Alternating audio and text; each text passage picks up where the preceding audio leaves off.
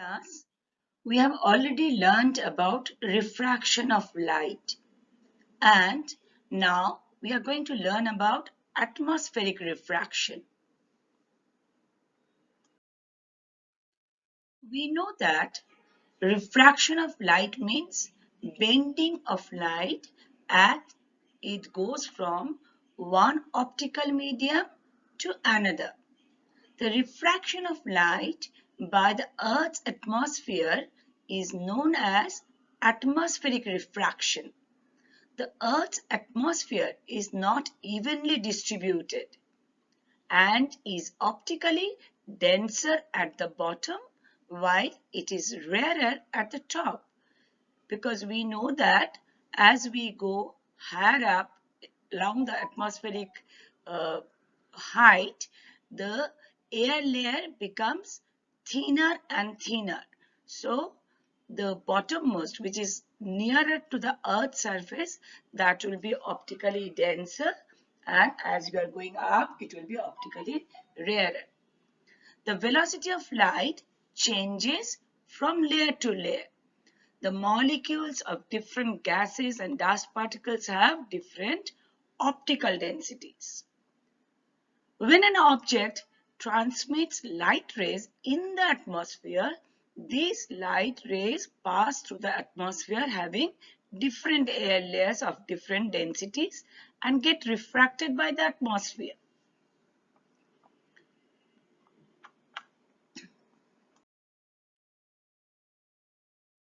Now, what are the applications of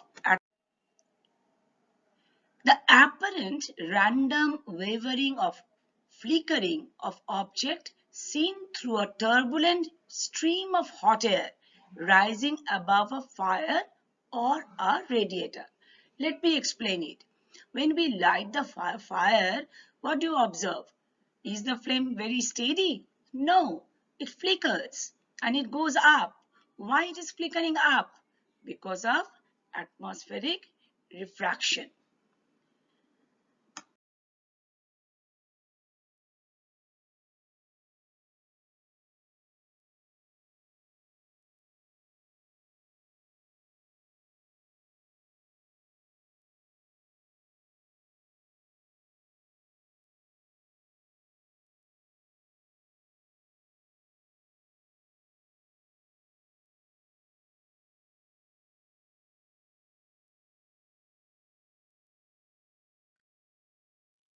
Now, I'm going to explain one after another. So, we generally see the sun before 2 minutes before the sunrise, and we can still see the sun 2 minutes after sunset. So, here we are going to explain why it is happening. When the sun is just below the horizon, the light rays coming from it on entering Earth's atmosphere suffer atmospheric refraction from rarer to denser. And as we know that when the light rays are coming from rarer to denser, the light rays will be bending towards the normal. So it will gradually bending towards the normal, and each layer it is covering. By the time it reaches the observer's eye, and eye cannot follow that bent path. What I will do? I will produce it along the straight line, and it will observe the sun little higher up. And that's why we can see the sun 2 minutes before it rises above the horizon in the morning, and we can see 2 minutes late in sunset. After sunset also, till 2 minutes you will be seeing the sun in the horizon. Just observe the figures very minutely and you will be understanding how it is happening.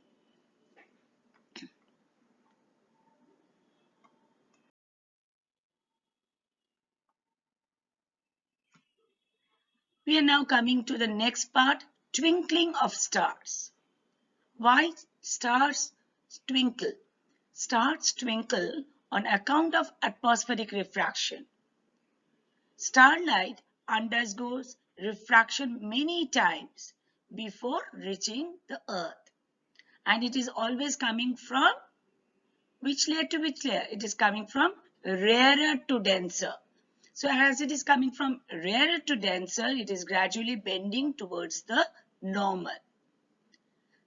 So it occurs because there is a gradual increase in the refractive index from the atmosphere to the Earth's surface. As you are coming down, refractive indices increase. Thus, the apparent position of the star is different from the actual position. Also, this position keeps on changing because the physical conditions of the atmosphere are not stationary. There is always a convection air, current of air going on. Due to this convection current of the air layers, the intensity of light entering our eyes are changing all the times. So we see it is twinkling. But planets do not seem to twinkle. Why? As they're relatively closer objects and are thus seen as extended objects.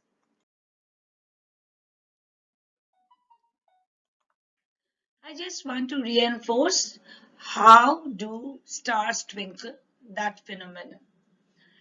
Look at the star. So the light rays are coming from higher up to the bottommost part where the observer is there on the surface of the earth. So as it is coming down, it is coming from rarer to denser, each step.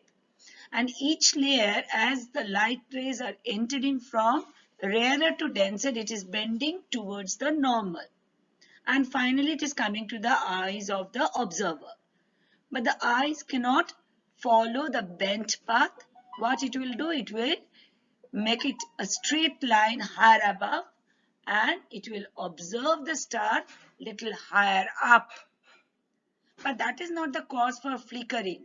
Flickering is due to the convection current of the air. All the time air layers are in movement. It's not steady. And so the intensity of light which is entering the observer's eye is changing continuously. And that is the cause of flickering of light of the stars.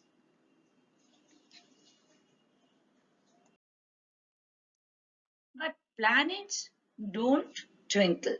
Why? The planets are much closer to the Earth and thus are seen as extended sources of light. If we consider a planet as a collection of large number of point-sized sources of light, then the total variation in the amount of light which is entering our eye from all the individual point-sized sources will average out to zero and thereby nullifying the twinkling effect. Somewhere some light is twinkling, but other lights are coming again. So the net intensity effect will be not understanding that it is flickering, it is changing. So it will be a steady light for us to the observers.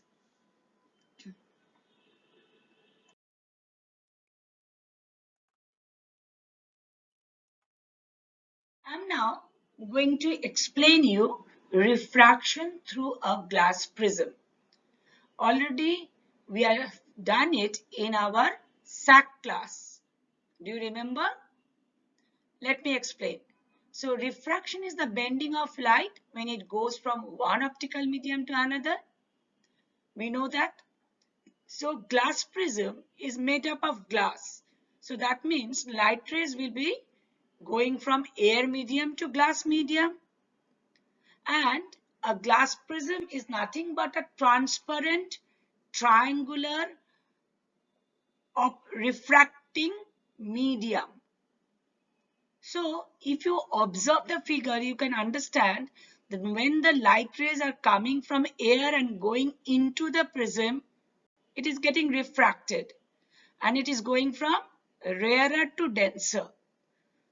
So first time refraction is taking place along PQ side. Observe the figure. PQR is actually the glass prism. AB is my incident ray. So first time refraction is taking place along PQ, and that is from rarer to denser. Now after getting refracted, so the refracted ray will be bending towards the normal NN dashed. That means it is bending towards the base of the prism, and which is QR. Now when it is striking the other surface, that is PQ, it will behave like an incident ray. And now it is going out of the prism. So it is going out from denser to rarer, from the glass prism to air. So second time refraction will be taking place along PR. And it is rarer, it is going from denser to rarer. So it will go away from the normal MM dashed. And as a result of it, the refracted ray CD, which is coming out of the prism, which is named as emergent ray because it is emerging out of the prism. So it is called as emergent ray. And that is also bending towards the base. So if we produce incident ray and emergent ray in our imagination with dotted lines, we can see that they are intersecting each other at the point O. And the angle DOE, that is called angle of deviation. What is the meaning of angle of deviation? That means if I don't keep the prism, then the ray would have been moved along AOE. But since I have kept a prism on the path of the AB, it will now bend and come out as OCD. So the angle made by OE and OD, that is DOE, is called the angle of deviation.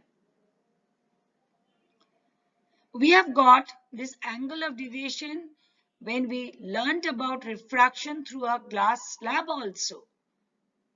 But there it was 0 because incident ray and emergent ray, they were parallel to each other. But here it is not 0 because incident ray and emergent ray are not parallel. You can observe that they are not parallel. And precisely this is the reason that we get spectrum when the refraction is taking place through a glass prism. But we do not get any spectrum when the refraction is taking place through a glass slab.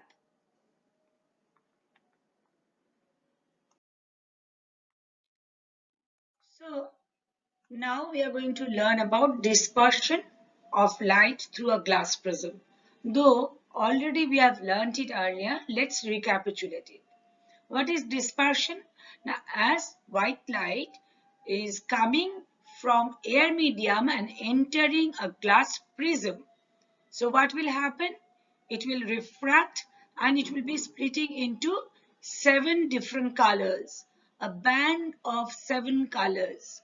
So that a band of 7 colors is known as spectrum. And this phenomenon of splitting of white light due to refraction through a glass prism is known as dispersion of light. Now, band of 7 colors, we remember it as VIBGYOR. Though we remember it as VIBGYOR, but remember, on the top of the spectrum, which color will be there? Red color will be there. Why red? Because red has longest wavelength. So deviation will be least. While violet has shortest wavelength, so the deviation is most.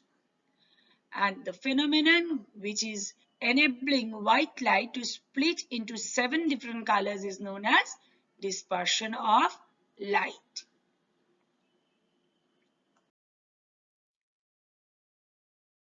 The formation of spectrum, or the example of dispersion in nature, is nothing but the rainbow formation. You must have observed rainbow. So to watch a rainbow, we need to have two very critical conditions and very necessary conditions. Which are the two? One is it has to be after rain shower.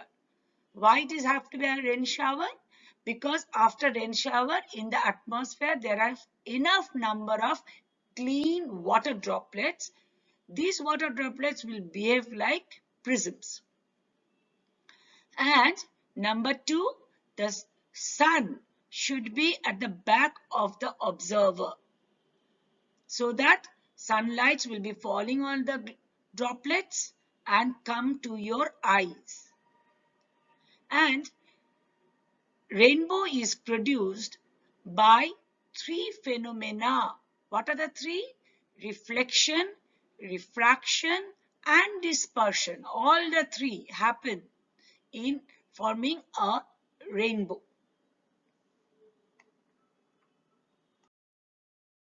Let me explain you in details how it is happening. Look at the figure. From the sun, white light is coming and entering the water droplet. So refraction is taking place. Watch the figure. AB is the incident ray and it is getting refracted at the point B. And it is entering. That means it is coming from rarer medium, entering a denser medium. Then that refracted ray is hitting the curved surface, opposite curved surface of the water droplet at C point. And there it is getting totally reflected. So it is called total internal reflection. What does it mean? I'm going to explain you soon. So it is getting reflected. As it is getting reflected, it is not going out of the water droplet. What is happening? It is coming along CD direction and hitting the surface of the water droplet, where it is getting again refracted to come out of the water droplet. So when it was getting refracted at the first place, B, it was dispersed also. That means it was splitted into 7 colors. And all the 7 colors got totally internally reflected at C. And then came to D part, D point, where it got refracted and then it reached the observer's eye. But I could not see this bent path. So what I did, I produced it backwards and saw the rainbow of, and it is of the shape of the arc. And all the 7 colors, band of 7 colors, it could see straight higher above. So this is the cause of formation of rainbow. Now I'm going to explain you what is total internal reflection.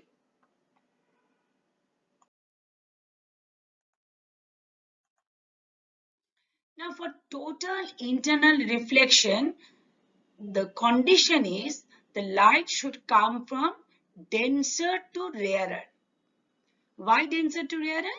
Because as it is going to rarer medium, it will go away from the normal. Watch the figure very carefully. So in the first figure, you can see it is going from denser to rarer and it is going away from the normal. Now, if we increase that particular value of angle of incidence, suppose earlier it was 30, now you increase it to 60. What will happen? The angle of refraction will also increase. Keep on increasing the angle of incidence until you see the refracted ray is grazing along the surface of separation. and that particular angle of incidence is called critical angle. So, if you still increase the angle of incidence more than critical angle, then what will happen? Now the refracted ray already for critical angle, it was grazing through the surface of separation. So where it will go now? If you keep on increasing it still, it will not be refracted anymore. What will happen? It will be reflected internally, and the whole amount of light will be reflected. So it is called total internal reflection. So when the angle of incidence is equal to the angle of refraction value is 90 degree, because when the angle of refraction is grazing along the surface of separation, what is the angle value? Angle value is 90 degree. So if you still increase the angle of incidence, then you will get total internal reflection, because the whole amount of light will be reflected back into the original media. So this phenomenon is called total internal reflection.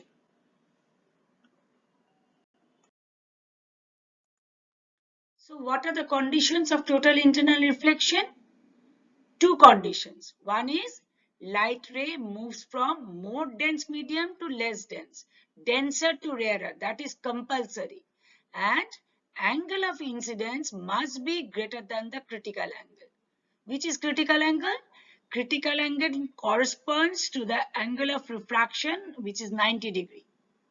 Okay, so the angle of incidence has to be more than critical angle value, so that there is no space of the refracted ray to get refracted anymore. So it will be totally reflected into the original medium. I have given you a link for reinforcement. So you can search this link, and you can watch the YouTube video also for reinforcement. Thank you.